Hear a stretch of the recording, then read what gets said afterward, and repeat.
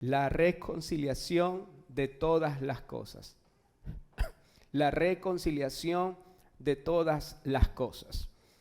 Vamos entonces a 2 Corintios capítulo 5 y verso 18, en donde el apóstol Pablo nos habla precisamente de la responsabilidad, de cuál es nuestra asignación que como iglesia tenemos en esta tierra, en el propósito eterno de Dios. ¿Cuál es mi participación? Usted debería preguntarse, ¿cuál es mi participación en la voluntad de Dios? ¿Cuál es el lugar que tenemos como iglesia en el propósito eterno de nuestro Padre? Y aunque podemos describir esa participación de diversas maneras, Pablo utiliza una expresión que encierra cuál es el objetivo por el cual la iglesia está en este mundo. Y esta expresión es el ministerio de la reconciliación. ¿Lo puede decir conmigo? El ministerio de la reconciliación. 2 Corintios capítulo 5 y verso 18, por favor. 2 Corintios 5, 18. Y todo esto proviene de Dios, quien por medio de Cristo nos reconcilió consigo mismo y nos dio el ministerio. ¿Cuál es el ministerio que nos dio? De la reconciliación. ¿Sí? No dice y nos dio los ministerios, no, nos dice, nos dio el ministerio. No hay otro ministerio delante del Señor. No hay otra actividad que deberíamos estar haciendo sino el ministerio de la reconciliación. De hecho, si nosotros participamos en una actividad que no sirve para reconciliar al mundo con Dios, lo que estamos haciendo es perder el tiempo. Podríamos estar trabajando en mil y un cosas, pero si ese trabajo no ayuda, no colabora para que la gente sea reconciliada con Dios, delante del Señor somos desocupados. Delante del Señor no hacemos nada, no estamos haciendo absolutamente nada. El ministerio, la asignación, la tarea que el Señor nos entregó es el ministerio de la reconciliación. Esto es que en Cristo Dios estaba reconciliando al mundo consigo mismo, no tomándole en cuenta sus pecados y encargándonos a nosotros el mensaje de la reconciliación. Este punto es muy importante porque Dios reconcilia todas las cosas en un punto. Ese punto, esas coordenadas, se llaman Cristo.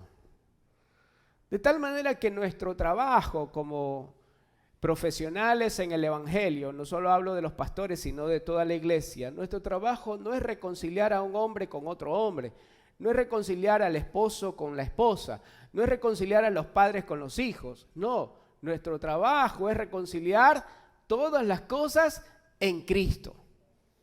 De tal manera que si ese matrimonio está separado, si ese matrimonio está en conflicto, lo que necesitamos nosotros es llevar ese matrimonio a ese punto en donde Dios reconcilia todas las cosas. ¿Cuál es ese punto? Cristo. De tal manera que toda reconciliación por fuera de Cristo solo será una ilusión. Solo será algo temporal, como esa niebla que desaparece de manera pronta. Toda reconciliación, toda arreglo que los hombres puedan hacer entre sí, separados del Señor, será algo que se desvanece con el tiempo. No tendrá sustento en el tiempo. ¿Se entiende, amados? Por eso necesitamos entender que la verdadera reconciliación no puede ser por fuera de Cristo. Pastor, pero yo conozco familias, conozco matrimonios que viven juntos y no conocen al Señor. Exacto, tú lo has dicho, viven juntos. Y el vivir juntos no es sinónimo de ser uno. Cuando estamos hablando de reconciliación, no solo es de volver a juntar, sino de volver a un diseño en donde el hombre y la mujer son uno. Hay personas que tienen muchos años viviendo juntos pero no han pasado ningún día de sus vidas siendo uno. Atienden a dos voluntades diferentes. Tienen economías divorciadas. Hay engaño, hay mentira. Eso no puede ser el diseño de Dios para el matrimonio. Aunque vivan juntos, aunque tengan muchos años de relación, no han experimentado el ser uno con el Señor. ¿Se entiende, amados? Dígame si se entiende, si no, volvemos a tomar el tema. Entonces, miren lo que dice, cómo el verso 19 explica cuál es el ministerio que se nos ha confiado. Esto es, que en Cristo Dios estaba reconciliando al mundo consigo mismo, no tomándole en cuenta sus pecados y encargándonos, fíjense, es un encargo. Es algo que se nos confió, encargándonos a nosotros el mensaje de la reconciliación. ¿Recuerdan ustedes cuando Jesús le dijo al pueblo de Israel, les dijo, vengan a mí todos los que estén cargados, todos los que estén trabajados, cansados, estresados, yo los haré descansar? ¿Recuerdan esa expresión? Y luego dice, depositen en mí sus cargas y tomen mi carga que es ligera. ¿Cómo es eso? Nos invita a descansar, a descargar nuestras cargas, pero encima nos da una carga. Pero dice que esa carga es ligera. ¿Cuál es la carga que el Señor pone sobre nuestros hombros? La reconciliación. Todo lo demás no debería ser peso en nuestra vida. Usted puede estar estresado de cómo hago para llegar a fin de mes, puede estar estresado con sus cuestiones de trabajo, pero el Señor solamente ha puesto una carga. ¿Cuál es esa carga? El mensaje de la reconciliación. Todas las demás cargas deberían ser depositadas delante de Él. Señor, yo me encargo de lo que tú me encargaste. Me encargo de lo que tú me has confiado. ¿Qué es lo que Él nos ha confiado? El mensaje de la reconciliación. Todo lo demás está delante de ti. Nada que no sea el mensaje de la reconciliación debe ser un peso que debamos llevar. ¿Estamos acá? Entonces miren, ¿qué es lo que nos encarga? ¿Qué es lo que el Señor deposita sobre nuestros hombros? Sobre nuestros hombros. El mensaje de la reconciliación. Así que somos embajadores de Cristo, como si Dios los exhortara a ustedes por medio de nosotros. En nombre de Cristo les rogamos, reconcíliense con Dios. Reconcíliense con Dios. Nuestra tarea, entonces, en cuanto al propósito de Dios, es participar del ministerio de la reconciliación, y todo lo que es diferente a esto, todo aquello que no colabora con este ministerio, será en vano. Será en vano. Ahora, vamos a avanzar un poco más, ¿les parece? Vamos a hablar de algunas condiciones que son necesarias para que cumplamos con esta tarea. Condiciones necesarias para alcanzar este fin. Condiciones necesarias para alcanzar este fin. Número uno,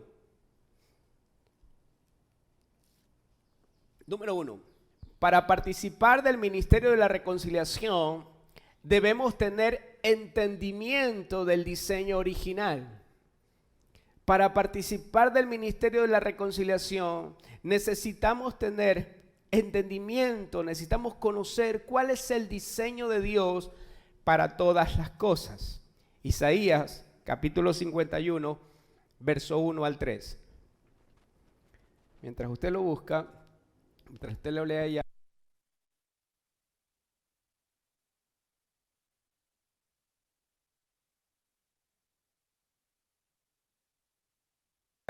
Capítulo 51, verso 1 al 3. Miren lo que dice. Escúchenme todos los que tienen esperanza de ser liberados. Escúchenme todos los que tienen esperanza de ser liberados. El pueblo de Dios estaba cautivo, había sido llevado como esclavo Y aquí el Señor suelta una palabra de gracia. Aquí el Señor exhorta a su pueblo a oír su voz. ¿A quiénes está llamando el Señor? A quienes no han perdido su esperanza. Escúchenme todos los que tienen esperanza de ser liberados. Escúchenme todos los que buscan al Señor. Consideren la piedra de la que fueron tallados. Consideren la cantera de la que fueron extraídos. ¿Qué es lo que está llamando Dios al pueblo para que considere? ¿Qué es lo que ese pueblo debía considerar? Su origen, el diseño de Dios para con ellos. ¿Cuál era la voluntad de Dios para con ese pueblo? Aunque pudieran estar pasando circunstancias terribles, la voluntad de Dios para con ese pueblo no había cambiado. Aunque pudieras estar pasando situaciones adversas, necesitas recordar qué es lo que Dios ha dicho sobre tu vida, qué es lo que Dios ha dicho sobre tu casa, qué es lo que Dios ha dicho sobre tu asignación. Porque déjame decirte algo, los tiempos pueden cambiar, las circunstancias pueden cambiar, pero la voluntad de Dios permanece para siempre. El propósito de Dios no se altera. Consideren la piedra de la que fueron tallados. Miren, considera el diseño. Podemos meditar en esta palabra. ¿Qué es lo que el Señor quiere que consideremos? No que consideremos la circunstancia. Si consideras la circunstancia, te vas a frustrar, te vas a angustiar. Vas a sentir que el mundo se te viene encima. Lo que el Señor te dice es: considera el diseño. Considera la piedra en la que fuiste tallado. ¿Cuál es esa piedra en la que nosotros hemos sido tallados? Cristo. Considera la piedra de la cual fuiste tallado. Considera la cantera de la cual fuiste extraído. Tú no eres un error. No eres alguien circunstancial en esta tierra. No. Saliste de Dios. Él es tu origen. ¿Has escuchado esa expresión? De tal palo, tal astilla. ¿Sí? Cuando usted conoce el árbol, sabe también cuál es la calidad de la madera. Cuando conocemos de dónde salimos, entonces sabremos todo lo que podemos soportar, todo lo que podemos enfrentar. Porque si hemos salido de Dios, el mundo no puede contra nosotros. Lo que nace de Dios vence al mundo. Jamás el mundo podrá vencer a aquello que ha nacido de Dios. Es lo que está diciéndole el Señor. Considera cuál es tu origen, de dónde saliste, cuál es la cantera de la cual fuiste extraído. Porque esa circunstancia que hoy enfrentas no tiene ni la autoridad ni el poder de vencerte. Y luego dice: sí, piensen en Abraham, su antepasado. Miren cómo el Señor les da un punto de referencia. Un punto del cual todo el pueblo de Israel conocía. Vean a Abraham, ya casi muerto, un hombre de edad avanzada, humanamente imposible tener descendencia. Sin embargo, yo lo tomé, yo lo escogí, porque no es el poder que hay en él, es el poder y la capacidad que hay en mi gracia para hacer en él todo lo que me he propuesto. Consideren cuando llamé a Abraham, su antepasado, y a Sara, que dio a luz a su nación. De ahí salieron ustedes. Consideren a Sara, que dio a luz a su nación. Cuando llamé a Abraham, era un solo hombre, pero cuando lo bendije, se convirtió en una gran nación. Cuando lo bendije, se convirtió en una gran nación. El Señor volverá a consolar a su pueblo. ¿Se da cuenta de lo que está diciéndole el Señor a ese pueblo que estaba en medio de esa situación difícil? Yo lo volveré a hacer. Lo que me he propuesto hacer con ustedes, ninguna circunstancia lo podrá evitar. Yo lo volveré a hacer. El Señor volverá a consolar a su pueblo y tendrá piedad de sus ruinas. ¿Cómo estaba el pueblo? En ruinas, pero era momentáneo. Eso era momentáneo. Su desierto, dice el Señor, florecerá como el Edén. Su desierto florecerá como el Edén. Sus lugares desolados serán como el huerto del Señor. Allí se encontrarán gozo, alegría y cantos de gratitud llenarán el aire. Gracias por ese amén. ¿Se da cuenta, amados? ¿Qué es lo que nos presenta la palabra? Dos escenarios completamente distintos. Por un lado, un escenario en ruinas, desierto, desolación, pero por otro lado, un huerto. Algo que está siendo regado por la gracia de Dios, por la gloria de Dios, en donde podamos encontrar gozo, alegría. Y en lugar de que el ambiente esté saturado por queja, por murmuración, estará saturado por cantos de gratitud. En este pasaje, amada familia, Dios le está hablando a un pueblo que estaba siendo, físicamente estaba siendo esclavo, pero que había mantenido su esperanza en el Señor, que buscó al Señor porque su esperanza estaba viva. Dios le habla a un pueblo que necesitaba ser liberado de la esclavitud y un pueblo que necesita ser vacunado en contra de la desesperanza. Tal vez hoy en día muchos guayaquileños estén en esa situación. Esclavos del miedo, no quieren salir de sus casas, han abrazado la desesperanza, esa desesperanza que los invita a pensar en irse. Qué bueno si el Señor te quiere llevar a otro lado, pero qué malo si esa decisión de irte es por causa del miedo. La desesperanza de quienes no encuentran un trabajo, la desesperanza es de quienes entienden que varias instituciones de nuestro país están bajo la corrupción, pero el Señor está llamando a un pueblo a buscarle a Él, a un pueblo que no se dé licencia para caer en un estado de desesperanza, de desesperación. Dios está llamando a un pueblo que entiende que este no es el diseño, que esta no es la voluntad de Dios, ni para con esta ciudad, ni para con el mundo entero. Amén, amados. No es un tiempo para desesperarnos, es un tiempo para buscar al Señor.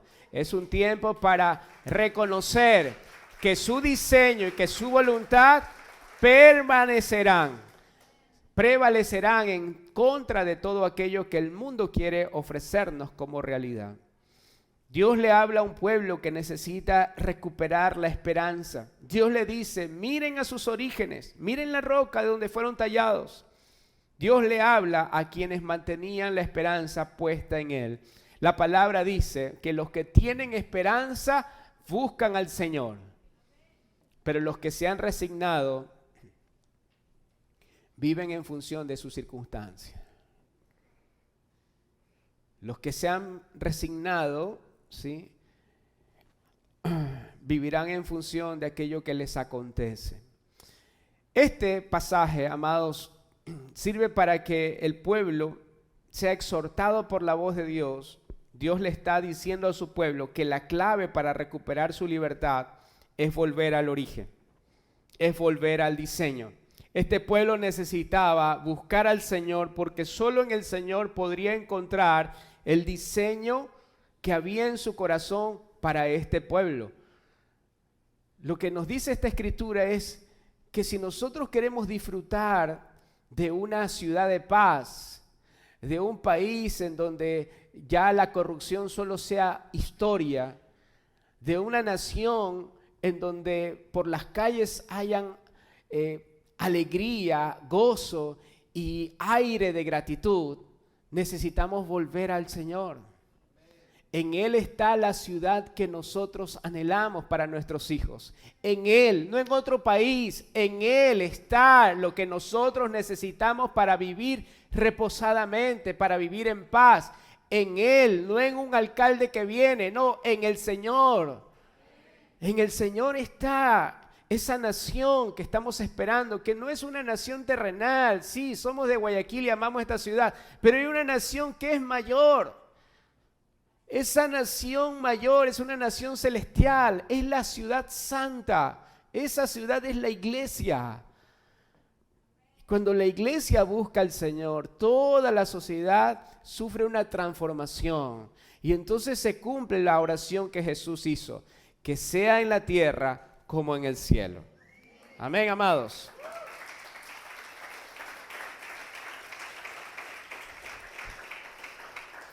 Dios les está diciendo a su pueblo, vuelvan al origen.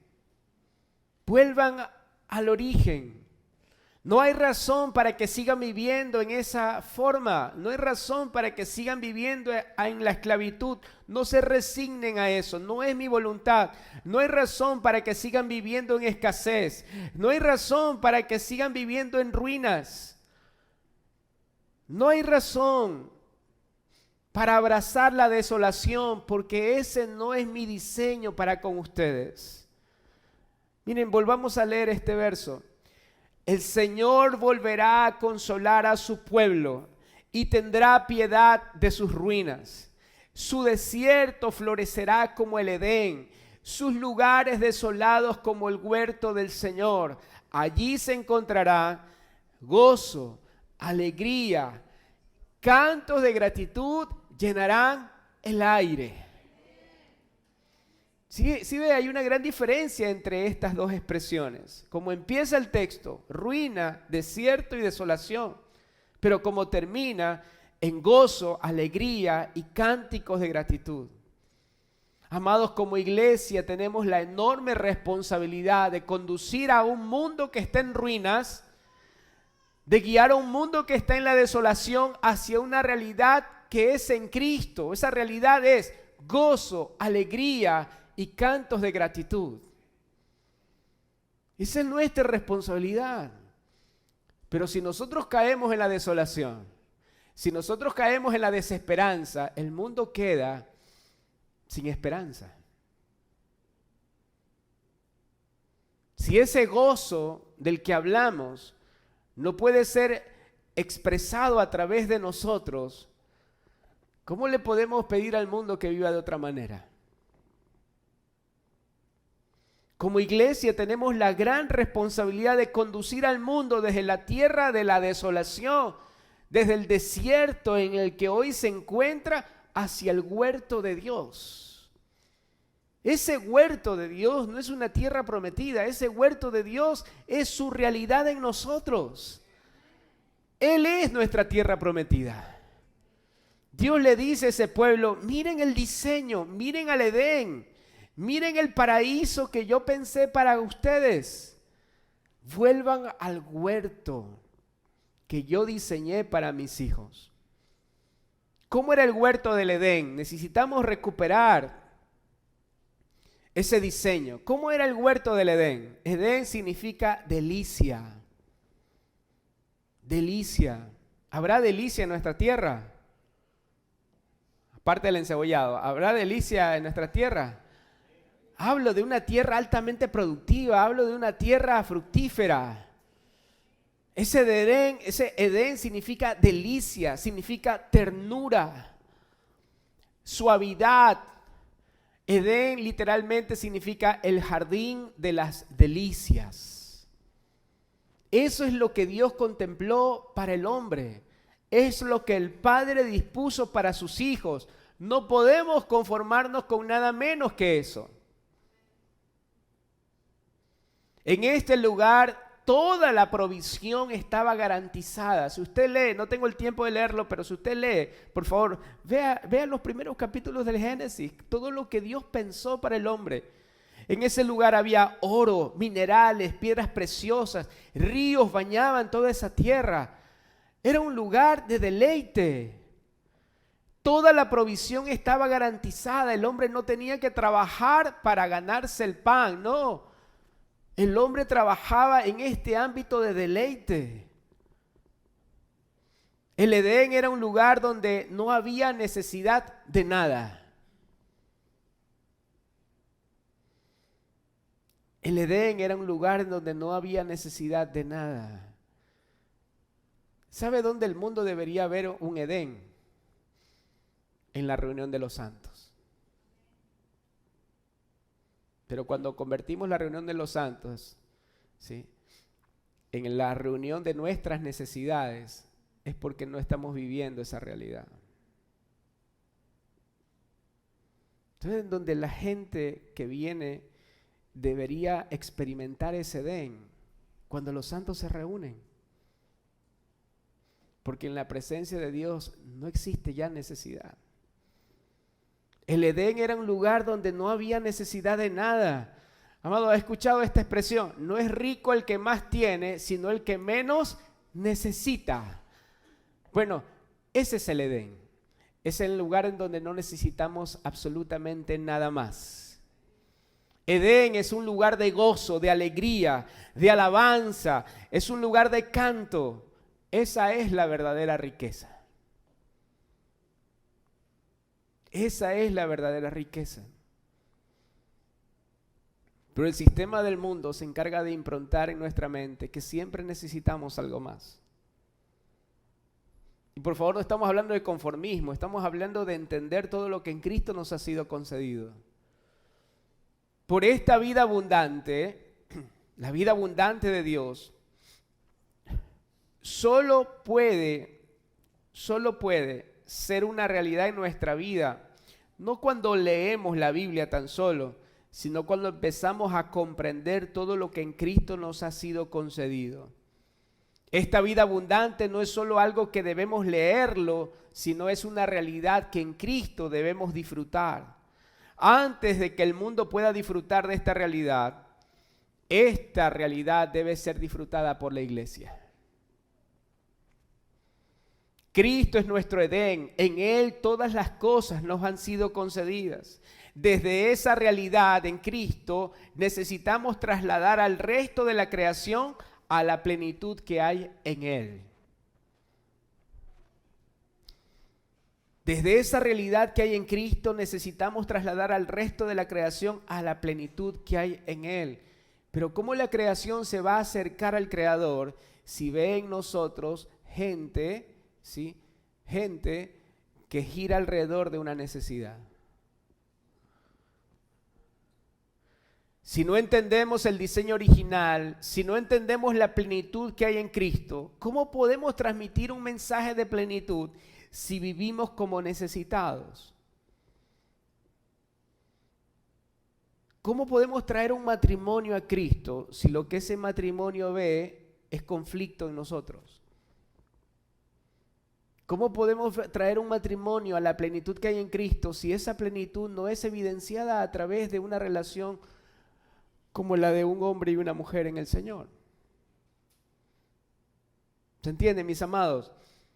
Y esa mentalidad de necesitados hace que nuestro mensaje sea muy parecido al mensaje que el mundo escucha, al mensaje que en el mundo se da. ¿Cuál es el mensaje del mundo? El mensaje que se sostiene, el mensaje que se catapulta, que se proyecta desde una necesidad. Llame ya. Tienes que conseguirlo ahora, ahora. ¿Sí? Claro, te dispara, es un disparador, ese mensaje es un disparador porque te hace identificar una necesidad que tal vez no está, pero sientes que lo necesitas. Y así vive el mundo. Si tienes una casa pequeña, necesitas una casa más grande. Si tienes la casa más grande, ya es muy grande, ahora necesitas algo pequeño. Si tienes un carro, el carro que anhelaste, ya no. Ahora es la bicicleta porque siempre hay algo que necesitas. Y para todo esto hay una solución ya. Llama ya. Y si no lo tienes, lo difieres, pero lo puedes obtener ahora. Bueno, el mensaje en muchos lados de la iglesia es exactamente igual. Pero en lugar de llama ya, es recibe ya. Recibe ahora. Y todo gira alrededor de una necesidad. ¿Por qué? Porque no entendemos que en Cristo están todas las cosas que el Padre destinó para que podamos vivir confiadamente.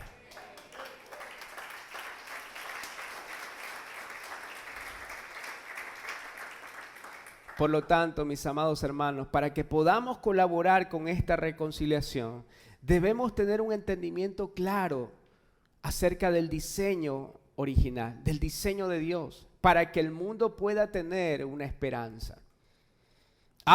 Hoy, esa esperanza no está en el cielo. Hoy esa esperanza no está en un lugar lejano. No, esa esperanza está en tu hermano. Esa esperanza es Cristo en nosotros. Él es la esperanza del mundo. Pero esa vida debe manifestarse a través de los santos para que el mundo pueda conocerla.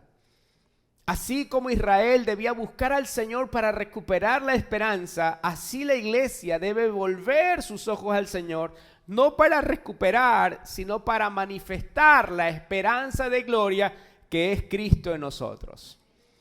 El mundo y la creación claman por esa esperanza, y esa esperanza vive en nosotros.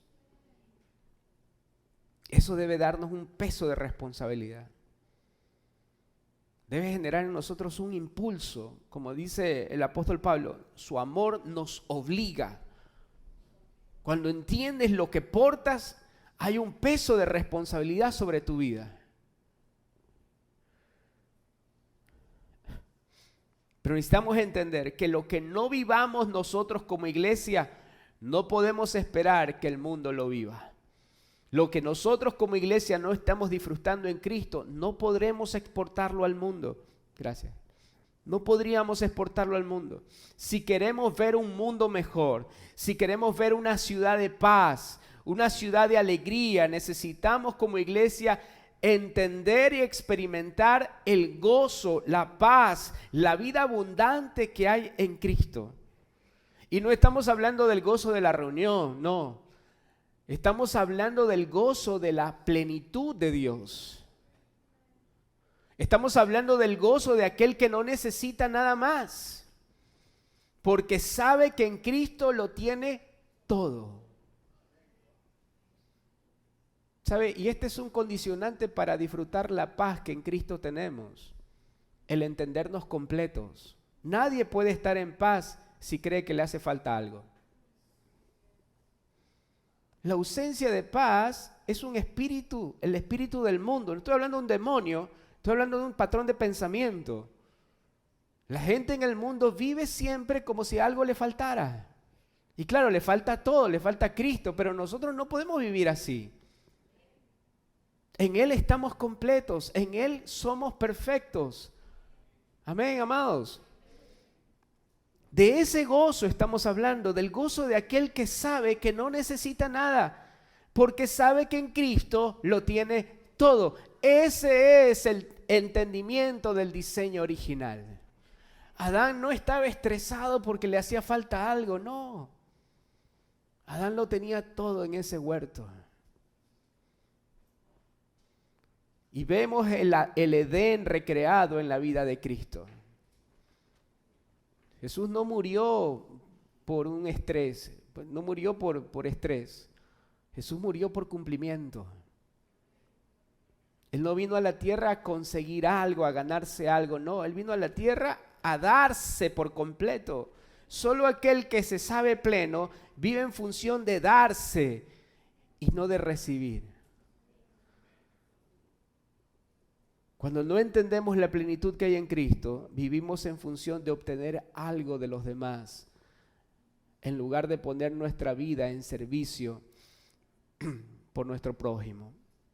De ese gozo estamos hablando, del gozo de aquel que sabe que en Cristo lo tiene todo. Número 2. Número 1, para colaborar con el Ministerio de la Reconciliación necesitamos entender el diseño original.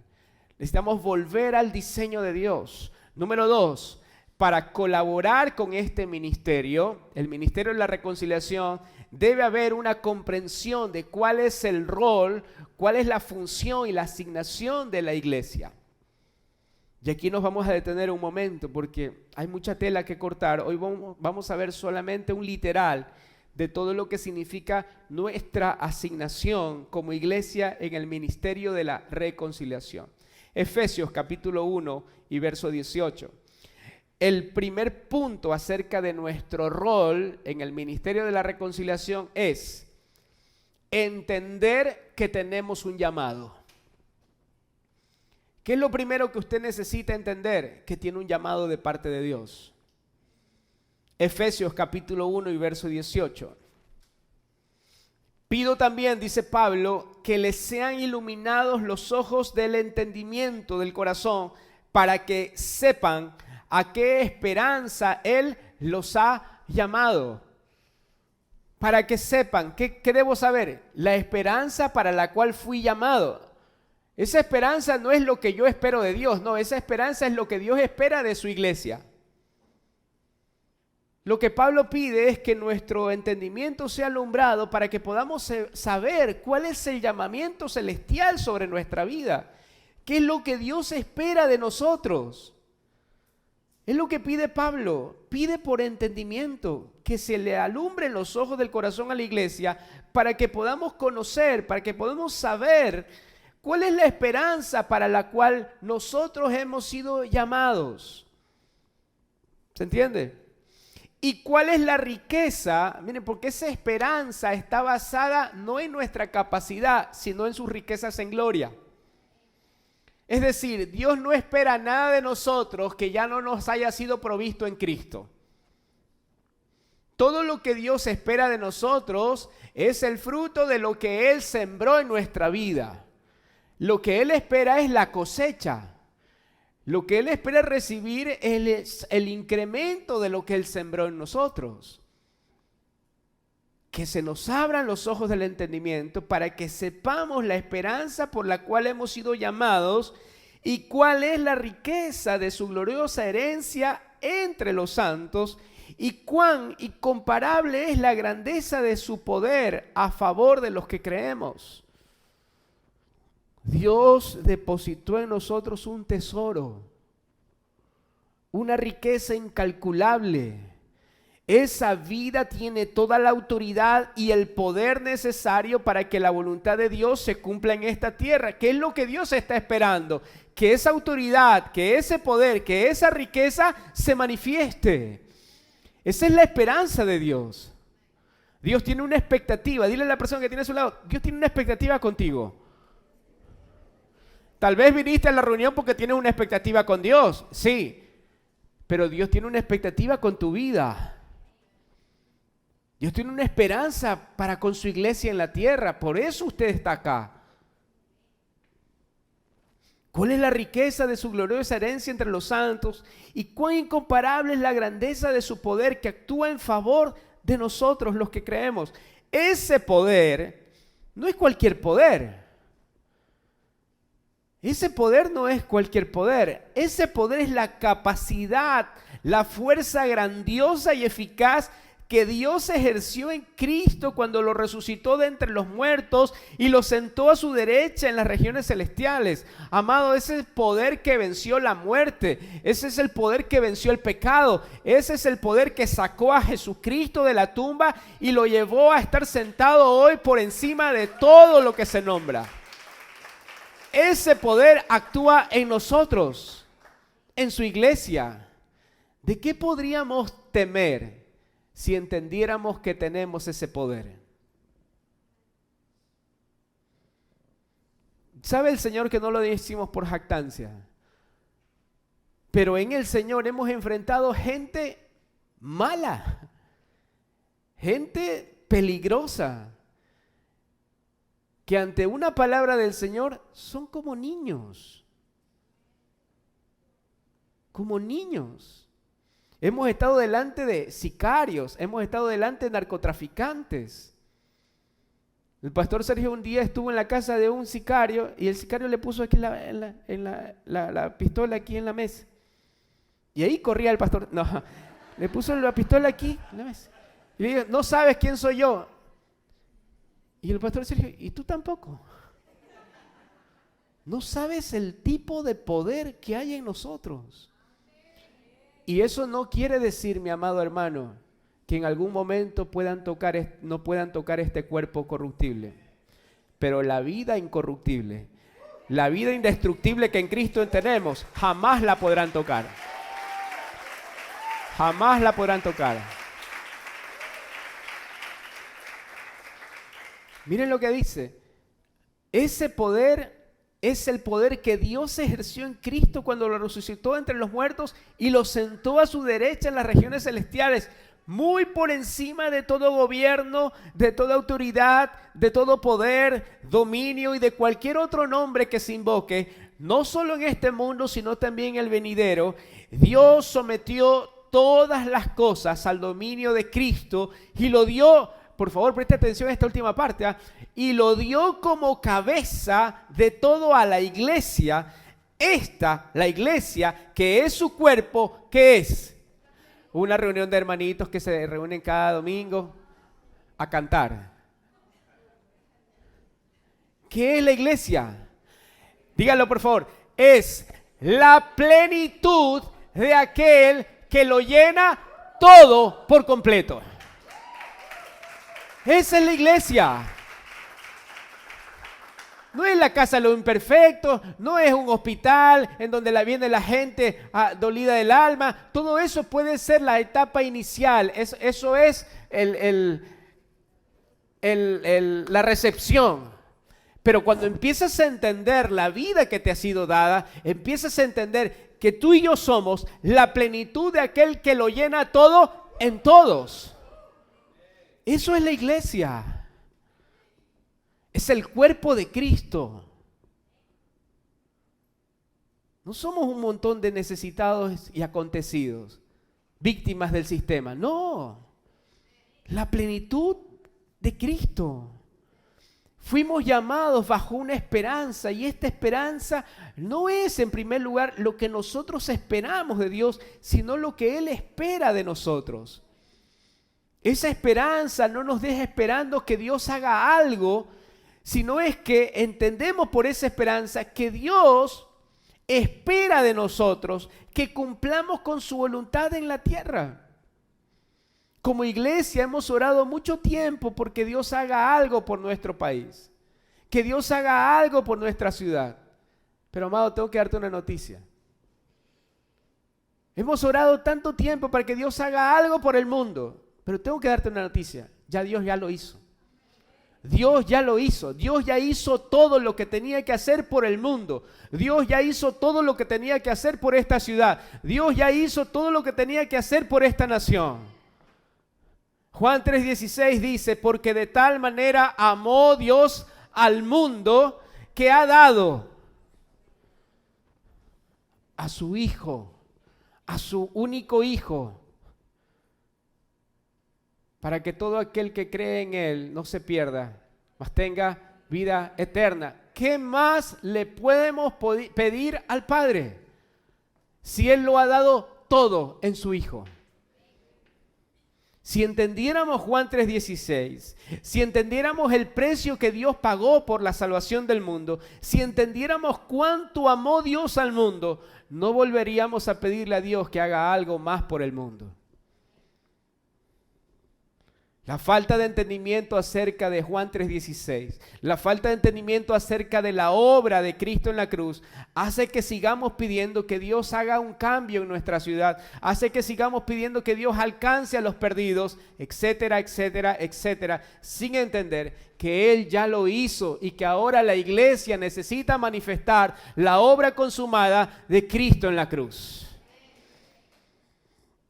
Por favor, no se trata de que nosotros completemos la obra que Él dejó inconclusa. No, se trata de que nosotros anunciemos de que su obra fue completa. Anunciemos la obra consumada del Cordero.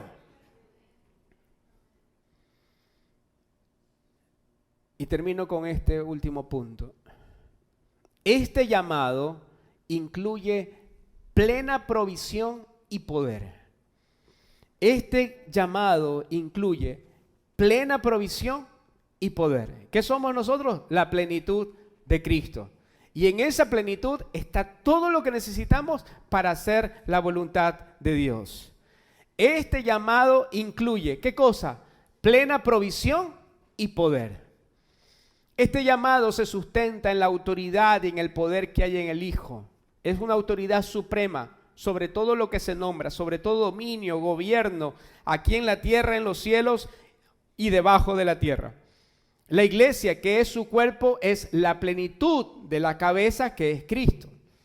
Por eso entendemos que en esa cabeza todo ha sido provisto para que podamos ejercitar eficazmente nuestra tarea, para que podamos cumplir de manera efectiva nuestra tarea. Todo ha sido provisto, pero no es conforme a nuestra capacidad, sino conforme a su poder. Dios no confía en nuestra capacidad. Dios confía en la capacidad de su gracia en nosotros.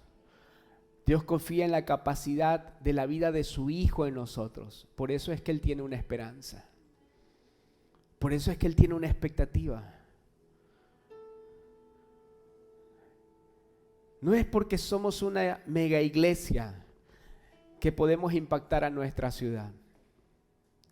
O porque somos una congregación pequeña que no podríamos hacerlo. No se trata de tamaño, sino de entendimiento. No se trata de números, no se trata de cuántos somos, sino de cuánto fruto, de cuánto de Cristo está siendo expresado a través nuestro. Amados, existen lugares hoy en día en donde se han levantado las congregaciones más grandes en cuanto a número. Y en muchas ocasiones, en esas ciudades, es donde están los mayores índices de corrupción, de violencia. Porque los números no garantizan influencia. La cantidad no garantiza una transformación social. El fruto sí. Es por eso que Jesús, con 12 hombres, trastornó el mundo entero. Con 12. Esos 12 pudieron manifestar el fruto de la vida de su maestro. No es cuántos somos, sino cuánto de Él está siendo manifestado a través nuestro. El poder de la iglesia no está en sus recursos económicos y tampoco está en el tamaño del edificio. El poder de la iglesia está en la vida que recibió por medio de la obra de la cruz.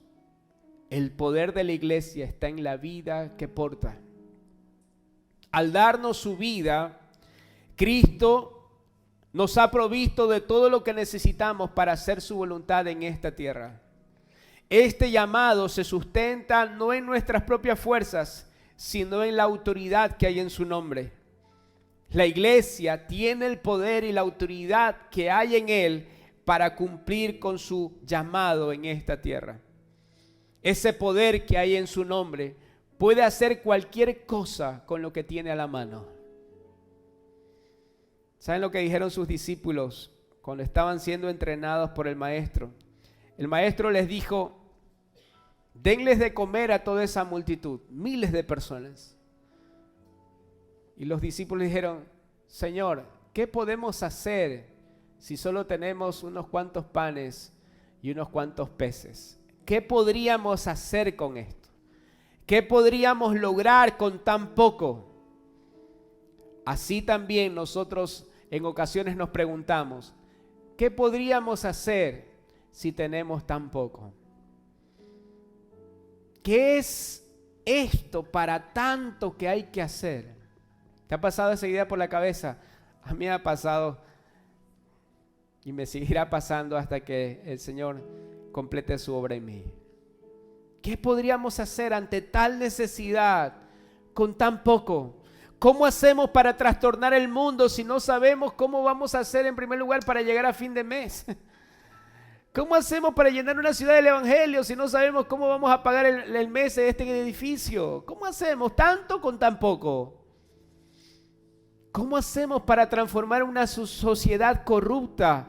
¿Cómo hacemos para volver una ciudad tan violenta como la nuestra y convertirla en una ciudad de paz si tenemos tan poco?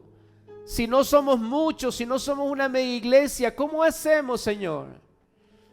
Pero necesitamos entender que en las manos de Dios todo se multiplica. necesitamos recordar que en las manos de Dios aún lo poco alcanza y sobra. Que puede ser que los recursos sean escasos en nuestras manos, pero si depositamos nuestra fe en el Señor, Él hará que alcance y sobreabunde. Aunque nuestros recursos puedan ser limitados, necesitamos entender que Cristo es suficiente. Cristo es suficiente. Su vida es el recurso abundante. Su vida es el recurso suficiente para trastornar esta ciudad y el mundo entero. Este llamado que usted y yo hemos recibido no se sustenta en nosotros, no se sustenta en nuestros recursos ni en nuestras capacidades, sino en el poder y en la autoridad que se desprenden del nombre de Jesucristo. Él es la cabeza de la iglesia. En Él toda la plenitud de Dios puede ser manifestada a través de este cuerpo en toda la tierra. La iglesia es el cuerpo de Cristo, su plenitud. Y al decir que somos su plenitud, nos quiere decir que tenemos todo lo que se necesita, todo a nuestra disposición para atender a ese llamado. ¿Qué significa que Cristo es la cabeza? Significa que toda decisión, significa que toda acción debe estar bajo su gobierno. Parecía incoherente decir que tenemos todo, pero a la vez pareciera que es insuficiente. Pareciera incomprensible el decir que tenemos sus recursos, pero a la vez sufrimos escasez. Pareciera inconcebible que decimos que creemos tener su autoridad y su poder, pero a la vez parecemos también ineficaces en cuanto al llamado. ¿Por qué? Porque aunque es verdad que tenemos autoridad y aunque es verdad que tenemos su poder para hacer su voluntad, lo cierto es que la iglesia no está operando en sujeción a la cabeza. Porque para que esa autoridad y ese poder puedan ser manifestadas en esta tierra, el cuerpo debe estar sujeto a la cabeza.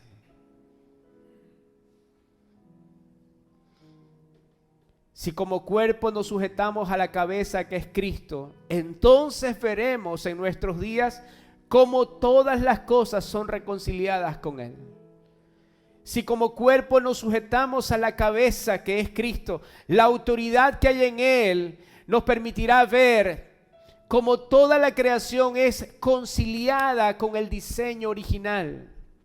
Las familias serán reconciliadas con Dios. Si nos sujetamos a la cabeza, la economía de nuestro país será reconciliada con Dios. Si estamos sujetos a la cabeza, la política será reconciliada con Dios. ¿Alguien cree eso? ¿Cómo en medio de tanta corrupción, la gloria de Dios podrá ser expresada en esos lugares? Donde abundó el pecado, sobreabundará la gracia. Pero a través de una iglesia que está sujeta a la cabeza que es Cristo. Si nos sujetamos a la cabeza, la justicia será reconciliada con Dios. Si hay un cuerpo como es la iglesia que se sujeta a la cabeza que es Cristo, toda la creación será devuelta al diseño original, a la idea original que Dios tuvo en su corazón. En ese diseño no existía tal cosa como la necesidad ni la escasez. En ese diseño no existía la enfermedad ni la muerte. En ese diseño no existía la violencia ni la corrupción. Ese diseño es pleno. Ese diseño es perfecto. En ese diseño no hay espacio para la escasez, no hay espacio para la necesidad, porque todo lo que fue diseñado por Dios no fue diseñado en corrupción, sino en perfección. Podemos abrazar esas palabras, amados. Tú fuiste diseñado en perfección, no en corrupción. No fuiste diseñado en pecado, sino en santidad. No fuiste diseñado en escasez, sino en abundancia. Y necesitamos volver al diseño. Necesitamos volver al diseño porque hay un mundo que clama por una esperanza. y esa esperanza es Cristo en nosotros. Quiero pedirte que te pongas de pie y vamos a orar. Vamos a orar en primer lugar para que se levanten esos agentes de reconciliación. Allí donde tú trabajas, allí donde tú estás la mayor parte del día, en tu casa, en tu trabajo, en la universidad, donde quiera que el Señor te haya puesto, que tú puedas ser un agente de reconciliación, que a través del testimonio de Cristo puedas estar reconciliando al mundo con el Padre. Oramos para que se levanten esos agentes que reconcilien al mundo con su Creador. Oramos para que podamos ver el diseño original por el cual fuimos creados. Señor, no nos conformamos con la escasez. No nos conformamos, Señor, con los escenarios de violencia y de corrupción que hoy como sociedad vivimos, porque sabemos que ese no es tu diseño. Sabemos, Señor, que tú diseñaste todas las cosas en tu perfección, para que en todas las cosas, Señor, tu nombre pueda ser glorificado. ¿Sabe lo que sucederá, iglesia, cuando vean tu familia? ¿Sabes lo que sucederá cuando vean cómo te conduces en tu profesión? Cuando vean la calidad de trabajo que tú haces, inevitablemente glorificarán a Dios. Sabrán, yo no sé cómo este hace, yo no sé cómo esta persona lo logra. Y entonces tú sabrás decir, no soy yo, es el Señor. Es el Señor.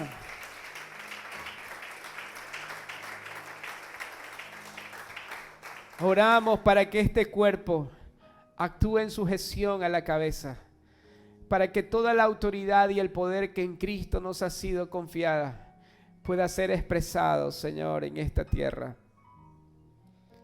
Que en medio de tal rebeldía ante la autoridad, en medio de tal oscuridad, Señor, en donde no se reconoce ninguna autoridad, la autoridad y el poder que proceden de tu nombre pueda ser expresado. Que toda la creación vuelva al orden. Que toda la creación, Señor, vuelva al lugar para el cual diseñaste todas las cosas.